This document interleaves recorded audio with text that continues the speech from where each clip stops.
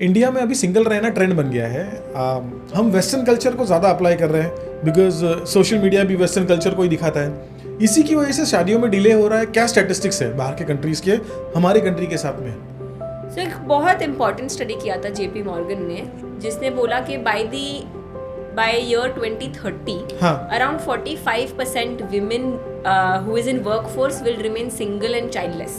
ये कौन से कंट्री में होगा? ये US में था। ओके, ये US में था। जापान में भी सेम है कि 1 in 4 women, इनफैक्ट जापान का तो सभी को पता है कि अभी सिचुएशन इतनी खराब है कि गवर्नमेंट को बच्चे करने के लिए भी पैसे और सारी फैसिलिटी देनी पड़ रही है कि प्लीज करो, बिकॉज पॉपुलेशन इतनी कम हो रही है। जापान में क्या 1 in 4 क्या था? 1 in 4 women are being single, not at all. वो लोग मैरिज उनको लेना ही नहीं है, ओके, करना ही नहीं है। In fact Korea, south Korea is also like, वो तो उससे भी वर्स्ट है कि वहाँ पे 60%, more than 60% women don't want to be married. More than 60% women. So they want to get into a relationship, dating करनी लेकिन मैरिज नहीं करना। हाँ, kind of. Okay, kind of. और इंडिया की क्या सिचुएशन है? और इंडिया में भी अगर हम देखने जाए तो सबसे ज़्यादा अर्बन एरियाज में प्रॉब्लम है, जहाँ पे 30 to 35% women are single right now. बाप रे। एंड ऑल्सो मुंबई, दिल्ली, बैंगलोर, जहाँ पे वर्किंग पॉपुलेशन ज़्यादा है, वहाँ पे सिंगल women ज़्यादा है, राइट। तो इनफैक्ट 80 to 80% से भी ज़्यादा women बोल रही है कि हमें मैरिज में इतना इंटरेस्ट है ही नहीं। अच्छा, या और डिलेड मैरिजेस भी हो रही है ना? हाँ, डिलेड मैरिजेस। जैसे कि अगर इंडिया में हम देखें तो पहले हम 20-25 तक तो मैक्सिमम शादी कर लेते थे। आजकल वो एज 4 to 8 ईयर से बढ़ गई है, यानी कि 30-32 is a very normal age for women to get married in India. तो सिंगल्स होना प्रॉब्लम है या कंफ्यूज सिंगल होना प्रॉब्लम है?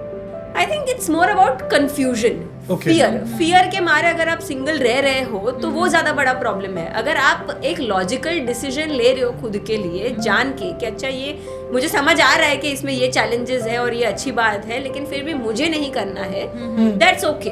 But if you are getting unmarried because of fear कि नहीं मुझे डर लग रहा है कि कुछ गलत हो जाएगा, तो यार वो डर को फेस करो, वो डर से आगे बढ़ो। और दूसरा और एक चीज़ देखा गया है ना कि फीमेल्स ये सोचती है जो वर्किंग क्लास है कि मैं पहले करियर बना लूं, और करियर बनाने के बाद में एक ऐसा सिचुएशन आ जाएगा कि यार मैं तब मैरिज कर लूंगी। मुझे चाहिए पहले गाड़ी, घर, अच्छा खासा बैंक बैलेंस, फ्यूचर प्लान्स पहले हो जाते हैं और वो कंप्लीट होने के बाद में फिर शादी का डिसीजन पेंडिंग रह जाता है। हाँ। तो ये कंफ्यूजन है, क्लैरिटी नहीं है, या ये एक्सक्यूज है मैरिज न करने का?